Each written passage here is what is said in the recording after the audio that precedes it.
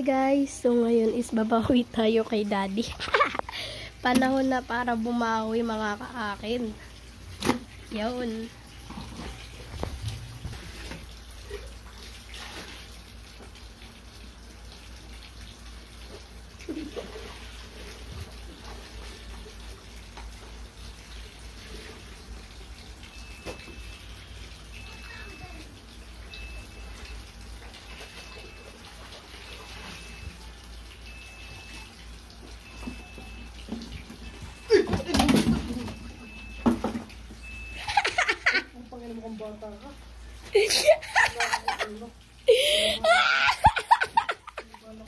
Sumakse!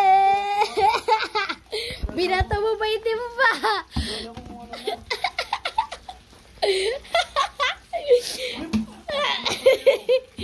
Sumakses! Hi ka na, hi! Lesson learned, magpaglabayin yung anak.